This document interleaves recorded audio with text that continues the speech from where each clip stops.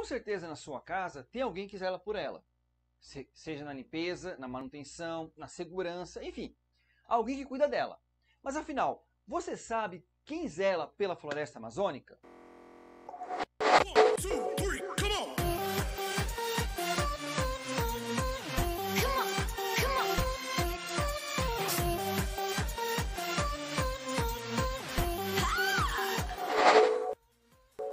Olá, meus queridos alunos, tudo bem com vocês? Muitas vezes achamos que quem zela pela floresta amazônica é o governo.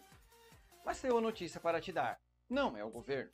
O governo apenas administra o território, mas existem alguns povos que lutam pela preservação do meio ambiente. E são esses povos que vamos falar nessa aula.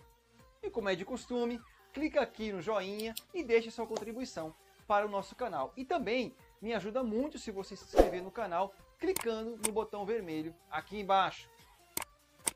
Cliques feitos, agora vamos conhecer esses protetores da nossa floresta.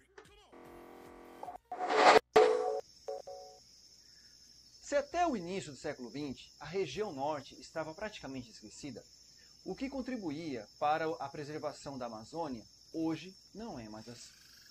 A região abriga uma população de cerca de 16 milhões de pessoas que precisam ter a sua qualidade de vida assegurada. Para isso, é preciso buscar o desenvolvimento econômico, diminuindo as desigualdades em relação às outras regiões do país, mas ao mesmo tempo garantindo a manutenção dos recursos ambientais da região. O grande desafio consiste em buscar o máximo de conhecimento sobre os ecossistemas característicos da Amazônia e apresentar sugestões de como esse conhecimento pode ser utilizado para o desenvolvimento sustentável. Entre as ações possíveis e também necessárias estão fomentar a preservação da floresta e outros recursos naturais por meio de incentivo às comunidades e empresas que fazem manejo florestal sustentável, combater o desmatamento ilegal, ampliar os estudos sobre a região, de modo a conhecê-la melhor e, dessa forma, desenvolver propostas de aproveitamento econômico sem consequências danosas ao meio ambiente e à sociedade. Conter o desmatamento de novas áreas, auxiliando e cobrando melhor produtividade agropecuária nas terras já desmatadas e ampliar o acesso à infraestrutura da região com melhorias no saneamento básico, na saúde e na educação. Na região norte vivem diversas comunidades tradicionais. São grupos culturalmente diferenciados, que possuem formas próprias de organização social, ocupam e usam territórios e recursos naturais como condição para a sua produção cultural, social, religiosa, ancestral e econômica, utilizando conhecimentos, inovações e práticas gerados e transmitidos pela tradição.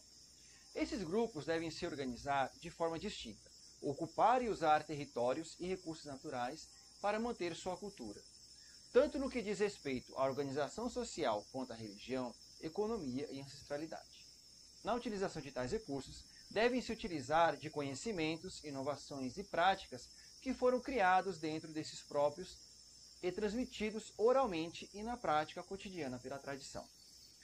Para um povo ser reconhecido como comunidade tradicional, ele precisa trabalhar com o desenvolvimento sustentável. Em 2004, foi criada a Comissão Nacional de Desenvolvimento Sustentável das Comunidades, subordinada ao Ministério do Meio Ambiente. Vamos lá, pé de pano. Os outros, onde eles estão?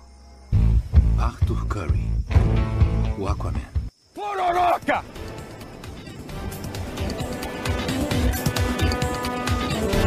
Liga da Justiça. Com a finalidade, entre outras, de estabelecer e acompanhar a Política Nacional de Desenvolvimento Sustentável das Comunidades Tradicionais.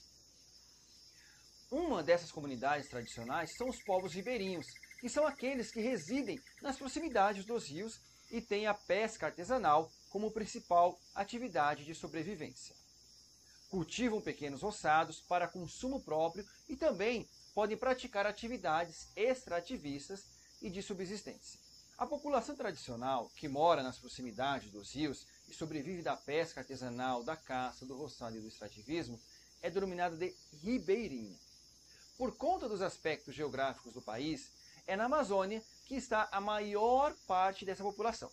Além das populações nativas, somam-se a esta categoria descendentes de imigrantes do nordeste do país.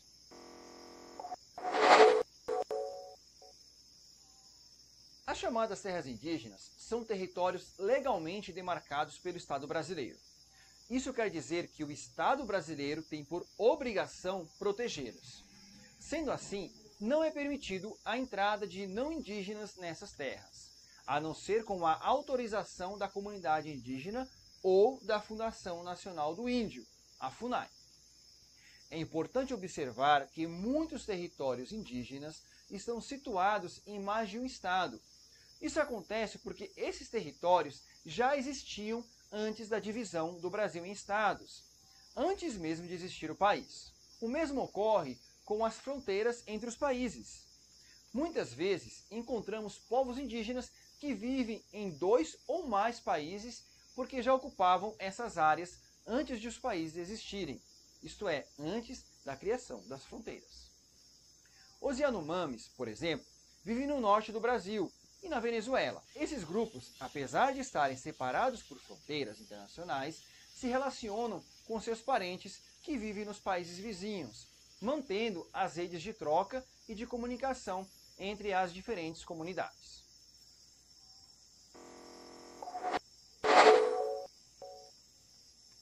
No Brasil, a extração de produtos extrativistas ou nativos da biodiversidade é uma atividade constante na história onde se destaca o papel dos extrativistas.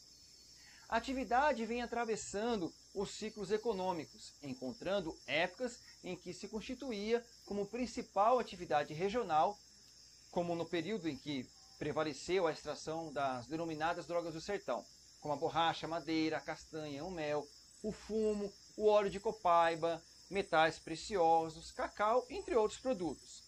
Essa atividade ainda continua a ser a base econômica de muitas famílias no país.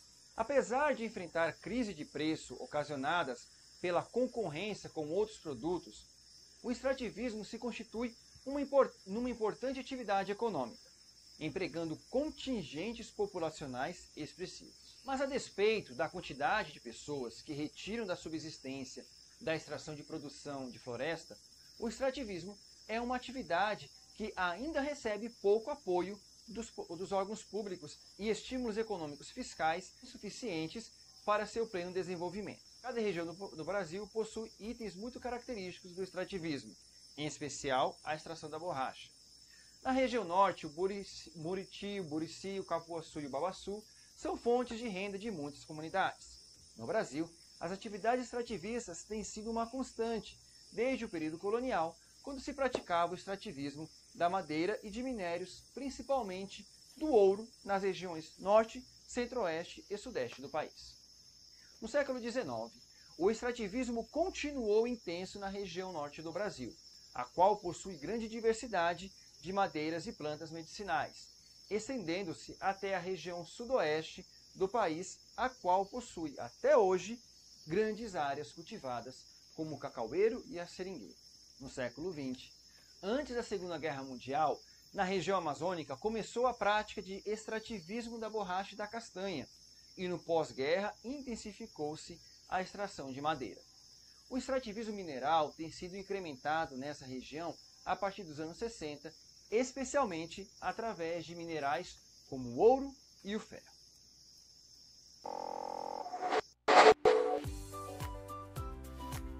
Bom, chegamos aí ao final de mais uma aula. Espero que você tenha compreendido melhor essa questão da preservação do meio ambiente, sobretudo dessas comunidades tradicionais que lutam pela preservação da floresta amazônica. Um forte abraço, fique com Deus e não se esqueça, não cole do colega, mas cole no careca. Até mais!